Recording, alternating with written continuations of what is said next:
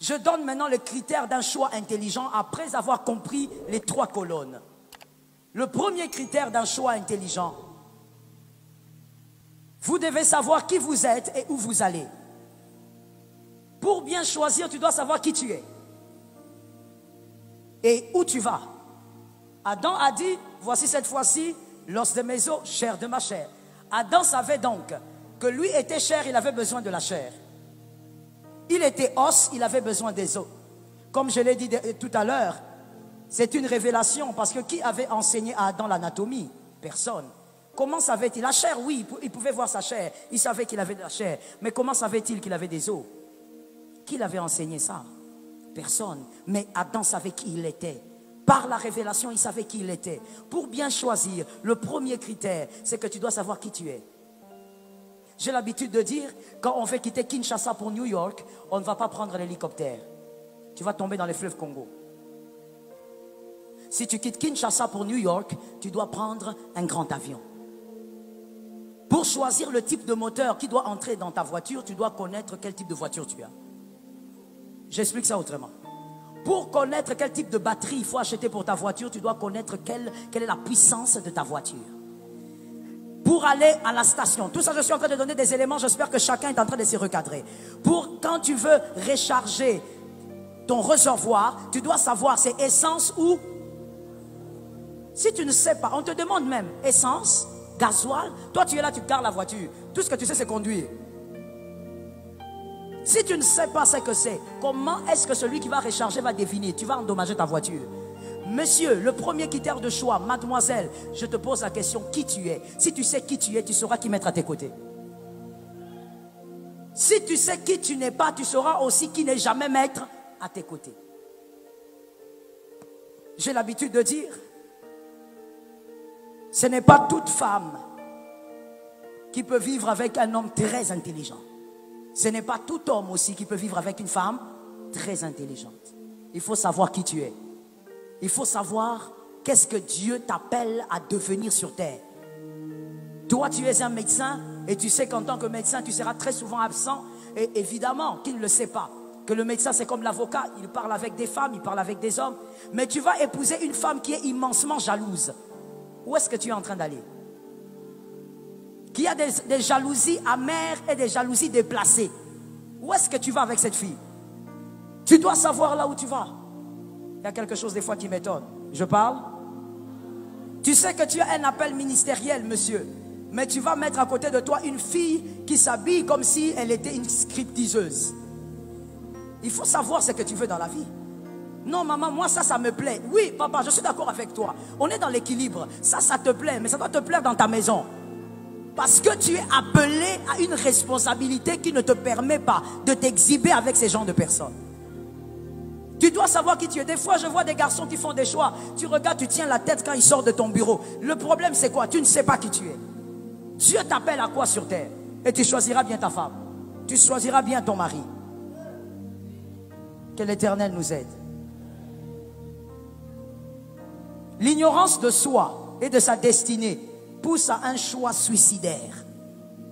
Tu vas faire un choix suicidaire parce que tu ne connais pas qui tu es. Mademoiselle, si tu savais qui tu étais, tu n'allais pas permettre que tous ces hommes te tripotent comme ça. Tu es une grande femme et tu pourras rencontrer l'homme qui saura valoriser la personne que tu es. Mais tu te laisses tripoter parce que tu ne sais pas qui tu es. Tu crois que c'est en te tripotant que le mariage va venir vite. Non, mon frère. Généralement, je ne chosifie pas la femme ni l'homme, mais je prends un exemple pour que tu comprennes. Généralement, quand on va dans un magasin, ce n'est pas l'habit qu'on expose qu'on prend. Quand on va dans un magasin, on préfère qu'on puisse nous amener l'habit qu'on a vu, mais qui se trouve dans le dépôt. Qui est la personne qui a capté? Il ne faut pas croire, mademoiselle, que c'est en te tripotant tous les jours que tu vas retenir un homme. C'est comme le fait d'avoir un enfant avec un homme. Ça ne retient pas un homme. Et d'ailleurs, je veux dire aussi une autre chose. Pourquoi tu veux les retenir? Tu me regardes bizarrement. Pourquoi tu veux le retenir? Parce que quand on dit retenir, c'est en français. Quand on dit retenir, c'est-à-dire c'est quelque chose qui vous échappe. Non. L'homme de ta vie ne doit pas être quelqu'un qui veut t'échapper, L'homme de ta vie, il est là, il est avec toi, il t'aime. Tu n'as pas besoin de forcer pour qu'il reste avec toi. J'ai déjà dit, on ne se marie pas par pitié, on ne se marie pas aussi parce qu'il n'y a pas mieux. On ne se marie pas aussi parce que tu... Oh mon Dieu, je libère ça comme ça. On ne se marie pas parce que tu as besoin d'un lieu de refuge. Non, le mariage n'est pas un lieu de refuge. Ce n'est pas un camp des réfugiés. Non, il y a tellement de souffrances chez moi que je veux me marier. Tu vas mal tomber. Demande au Seigneur de t'aider. Non, je suis tellement mal à l'aise chez moi que je veux me marier. Le mariage n'est pas un camp de réfugiés. Tu vas commettre des erreurs. Tu vas choisir la mauvaise personne. Je te pose la question, qui es-tu? Si tu sais qui tu es, alors je demande la deuxième. Où vas-tu? Quelle est ta destinée terrestre? Et tu vas choisir. Tu vas choisir avec intelligence. Tout ce qui est beau n'est pas pour toi. Tout ce qui est joli n'est pas pour toi. Tu dois trouver la belle chose qui est pour toi. J'ai l'habitude de dire, c'est pas parce qu'un homme est bien qu'il est forcément ton mari. Il y a des fois des sœurs qui me disent, maman, c'est un homme bien. Mais c'est pas parce qu'il est bien qu'il est ton mari. Il peut être bien pour une autre femme. Tu dois savoir qui tu es. Vous savez, je vais vous dire une chose. Je vais donner un exemple. Je ne sais pas si vous connaissez. Je crois que certaines personnes connaissent. Vous savez, si mademoiselle, vous êtes ici et que vous êtes la future Joyce Meyer, vous devez choisir bien l'homme. Est-ce qu'on se comprend? Joyce Meyer, une enseignante américaine, évangéliste. Je ne sais pas combien de personnes elle regroupe à un seul endroit, mais en tout cas, elle fait partie des 5 premières aux États-Unis en parlant des pasteurs ou des enseignants. Mais dans les domaines de femmes, je crois qu'elle est la première. Si tu es une Joyce Meyer, tu dois savoir choisir bien ton conjoint. Le conjoint de Joyce Meyer est capable d'être avec elle sans être complexé. Il est avec elle. Son titre de chef, il sait que ça ne dépend pas de la chair. Il est chef dans son foyer. Et il n'a pas besoin de manifester cette autorité dans le ministère de Joyce. Dans le ministère de Joyce, il connaît sa place. Et il reste à sa place. Et il n'en a pas honte. C'est ce qu'on appelle un vrai homme. C'est un homme qui a une femme, parce que je sais que vous êtes peut-être là. Tu y auras peut-être une femme qui est appelée à monter dans les hauteurs. Dans un domaine de sa vie ou de sa profession, elle ira très loin. Toi aussi tu auras ton travail, mais elle, son nom va se faire entendre dans son domaine. Mais un vrai homme sait rester avec une femme comme ça sans complexe. Moi je connais un foyer qui s'est brisé parce que l'homme ne supportait pas ce genre de choses. La femme avait un grand succès dans son domaine. Elle avait 3 fois le salaire de son mari. L'homme commençait à se sentir complexé. À la maison, écoutez les langages de complexé. Bonjour chérie. Laisse-moi tranquille. Chérie, est-ce que tu peux... Tu joues avec moi? Oh.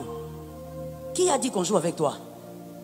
Il n'y a pas de jeu ici. Personne ne joue avec toi. Au fait, tu es tout le temps à la défensive. Pourquoi? Tu as épousé une femme que tu ne peux pas supporter. Tu as épousé une femme qui te dépasse. Tu dois savoir où tu vas. Et tu vas mieux choisir. C'est déjà aujourd'hui que tu dois choisir, mon frère. Est-ce que tu es capable de supporter une femme qui est admirée par plusieurs? Est-ce que tu es capable de supporter une femme qui travaille beaucoup? Est-ce que tu es capable de supporter une femme qui est, je ne sais pas, une grande avocate?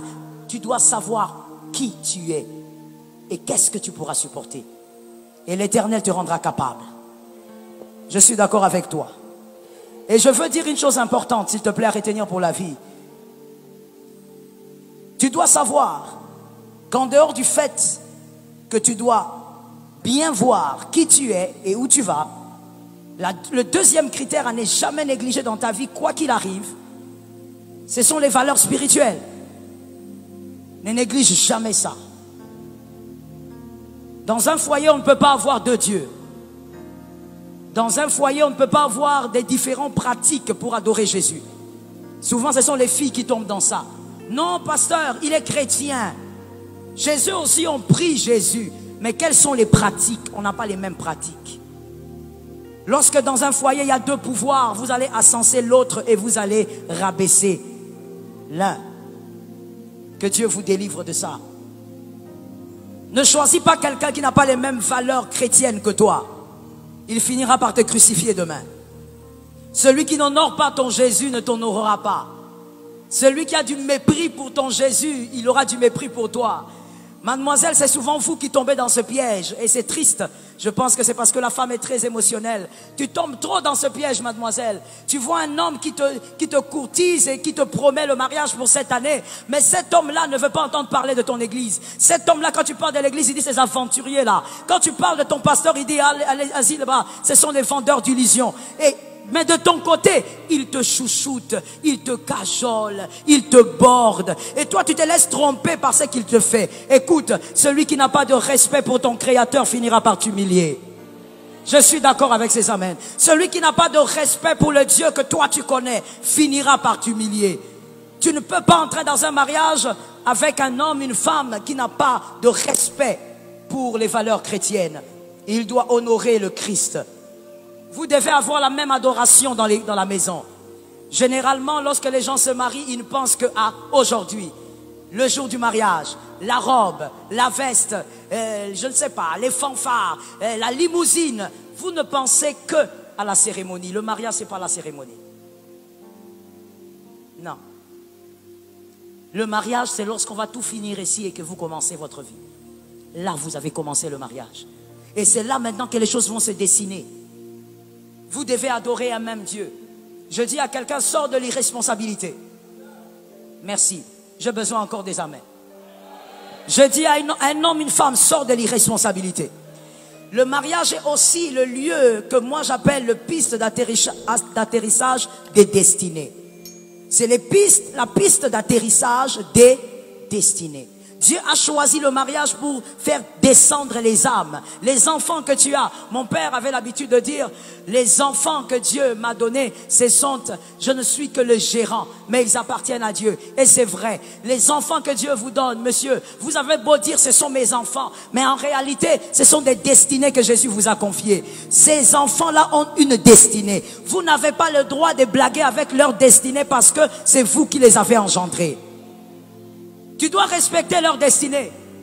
Quel Dieu tu vas donner à tes enfants? Samuel a été donné à Dieu parce que Elkana aussi allait au temple. Quelqu'un lit la Bible? Samuel, il y a des gens quand je dis Samuel, ils demandent Samuel c'est qui? C'est pas le nouveau ancien de l'église, il faut lire la Bible. Samuel a été donné à Dieu, très petit, bébé pratiquement. Parce que Elkana, le mari de Anne, lui aussi allait au temple. Si Elkana n'allait pas au temple, il allait dire à sa femme, tu es folle. Tu as pleuré pour un enfant, Dieu te donne, maintenant tu vas aller déposer l'enfant, rentrer main vide. Mais pourquoi l'enfant est parti? Parce que Elkana aussi montait au temple.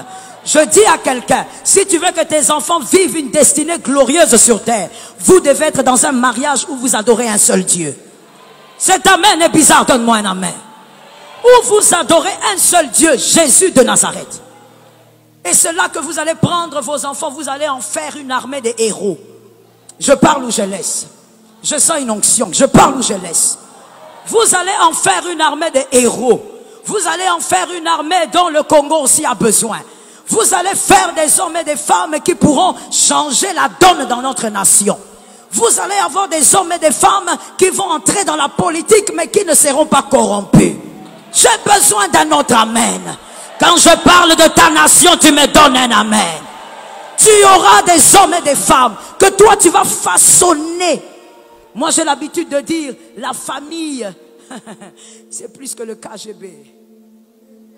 Toi tu négliges la famille, tu crois qu'on se marie seulement, on se marie parce que tu as besoin de la sexualité, tu te maries. Mon frère, la famille est un mystère. Là-dedans, nous formons des hommes d'avenir. Nous formons des femmes d'avenir. Des personnes qui vont relever la nation. Des personnes qui seront justes. Des personnes qui ne vont pas voler dans le trésor public. Tu dois donc choisir un homme, une femme qui croit au même Seigneur que toi. Tous les soirs, tu prends tes enfants, tu les bourres de Jésus. J'ai l'habitude de dire, l'enfant ne grandit pas qu'avec le lait et avec une bonne école. L'enfant, il faut le bourrer de Jésus. Avant de dormir, Jésus. Au réveil, Jésus. En grandissant, Jésus. Même aux anniversaires, Jésus. Quand cet enfant grandira, il fera partie des élites de cette nation. Je croyais que je parlais à un homme responsable. Je parle à une femme responsable. Pour ton enfant de Jésus. Mais toi, tu vas épouser une femme qui, quand elle vient à l'église, c'est parce qu'on a forcé. Le pasteur a appelé, il s'est fatigué. Elle vient. Elle ne prie jamais avec les enfants. Les enfants ont déjà l'âge de parler. Ils lisent des livres, mais ils ne connaissent aucun verset biblique. Les enfants dorment comme des gens qui sont je ne sais où, sans prière, sans bénédiction. La nuit, tes enfants dorment dans un désordre total. Et tu dis quoi? Mes enfants sont intelligents. Mon frère, sur la terre des hommes, l'intelligence à un niveau ne suffit pas. Quelqu'un n'a pas entendu? Je reprends alors. Pour toi qui étais distrait, sur cette terre des hommes, ne te leurre pas. À un certain niveau, bien-aimé, l'intelligence seule ne suffit pas. Si ça suffisait, on n'aurait pas de président Illuminati.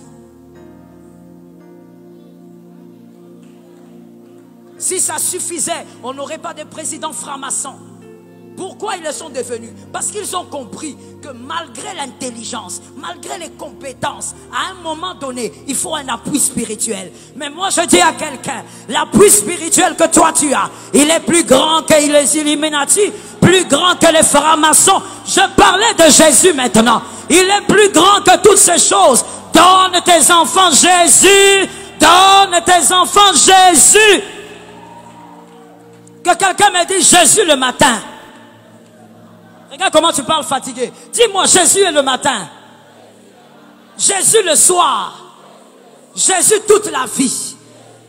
Mon frère, écoute-moi. Si tu épouses une femme qui adore le Jésus que toi tu adores, de la manière dont vous le concevez, même si dans la vie, vous ne laissez pas aux enfants des buildings, vous ne laissez pas des comptes en banque, vous les laisserez Jésus.